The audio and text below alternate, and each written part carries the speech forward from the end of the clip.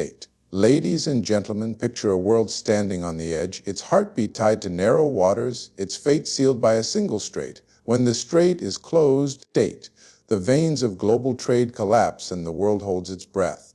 This isn't just politics, this is survival. In this powerful moment, we face not just a crisis ruling the state, but a reckoning. The decisions made now will echo for generations. This is the story of power, pride, controlling the state, and the price we pay when short-sighted ambition blocks the flow of life itself. Welcome to the edge of economic suicide. State. Global trade paralysis is not just an economic term. It is a chilling reality that can bring the world to a sudden standstill. State. And imagine for a moment the invisible highways of the sea where ships carry oil, gas, food, and vital materials across the globe. State. These arteries of commerce are often narrowed down to tight corridors. Choke points like the Strait of Hormuz, the Suez Canal, or the Strait of Malacca. State. Now imagine one of those vital passages suddenly closed. A single act, one decision, or a regional conflict can disrupt the entire rhythm of global supply chains. State. The moment that strait closes, ports back up, tankers float idle, factories shut down, and prices skyrocket, pulling the state. This is not fiction. It's the fragile truth we live with every day. When trade halts, everything halts. The world's economy thrives on interdependence. State. Nations no longer function in isolation. Rather, they rely on complex time networks of imports and exports. A car built in Germany may depend on steel from China. State. Electronics from Japan and rare minerals from Africa. Take out one link in that chain and the entire production process collapses. Supermarket shelves go empty. State. Gas stations run dry and stock markets tumble into chaos. Consumers begin to panic and governments scramble to maintain order. State. In a world that runs on time and trust, global trade paralysis is a punch to the gut. Sudden, painful, and potentially irreversible. State. The financial consequences of such paralysis are catastrophic. Global GDP shrinks, unemployment rises, inflation surges, and currency values fluctuate wildly. State. By small nations heavily dependent on exports or imports suffer the most. Their economies are thrown into immediate disarray, leading to political instability and widespread social unrest. Even major powers are not spared. State. The interconnected nature of global finance means that a slowdown in Asia can send shockwaves through Wall Street. State. And a disruption in Middle Eastern oil supply can paralyze industries across Europe. The domino effect spreads rapidly, sparing no one. State. But this paralysis is not just about numbers and markets. It's about people. Truck drivers waiting for cargo that never arrives. State. State. Workers laid off because raw materials are stuck at sea. Families unable to afford basic goods as prices soar. State. It's about fear and frustration growing in the streets as governments try to contain public outrage. It's about leaders being forced to make impossible decisions. State. Rationing energy, imposing trade restrictions, and entering dangerous diplomatic territory.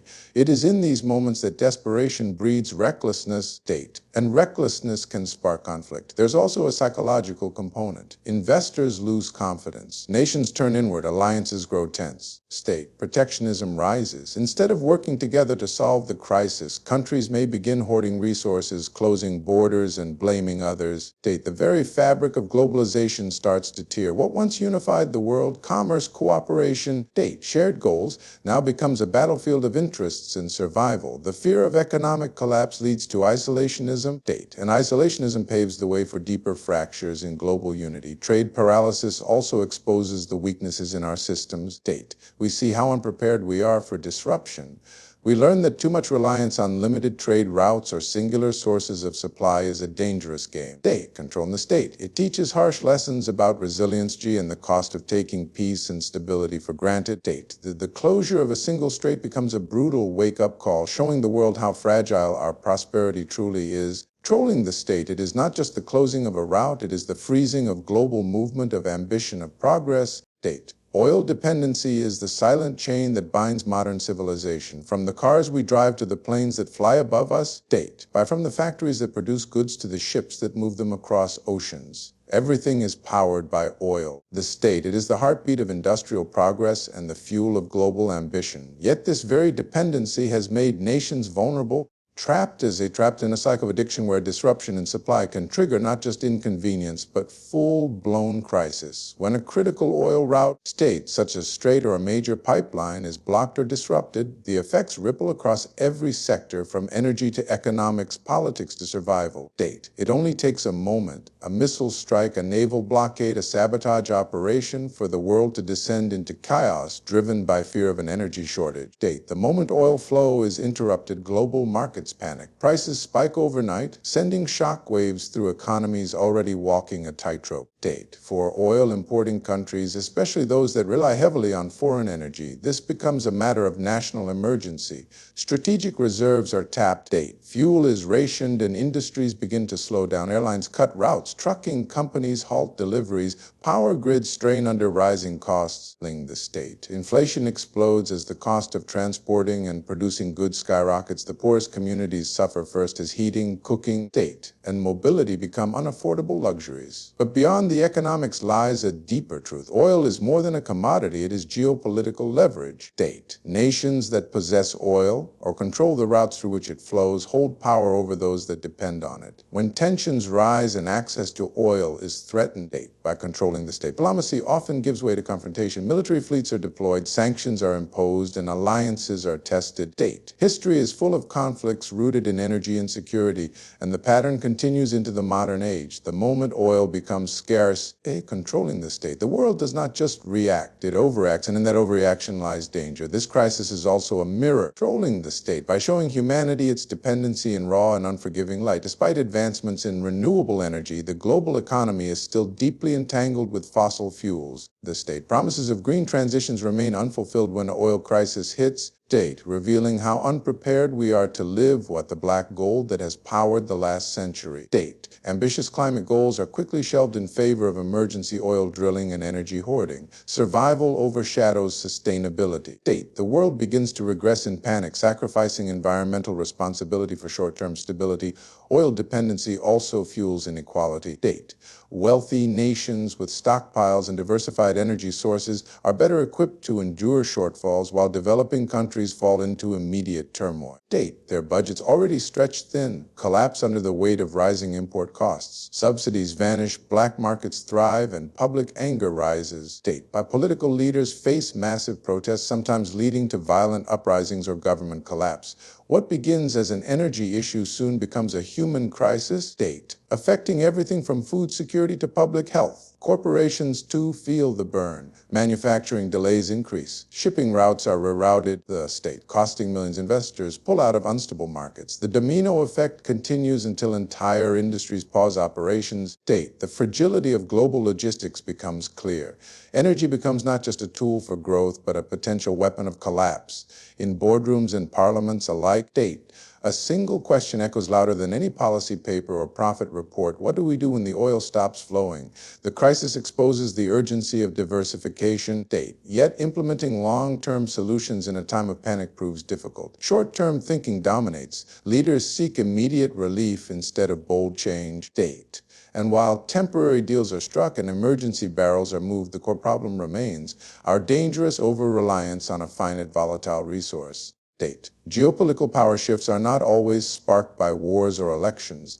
They often emerge in the silent moments when vital global routes are closed, when resources are blocked, and when economic lifelines are squeezed by a single decision. In a world where access equals influence, controlling the state, the closure of a strait or disruption at a trade corridor becomes more than just a logistical obstacle. It becomes a shift in the global order. Polling the state, the country that control energy flow, sea routes, or raw materials suddenly find themselves in positions of immense leverage. The ones that held dominance through wealth or military strength may quickly find their influence fading in the face of new realities shaped by geography, necessity, and timing. Power in the modern world is no longer just about armies or nuclear arsenals. It's about control of infrastructure, supply chains, and access to essential goods.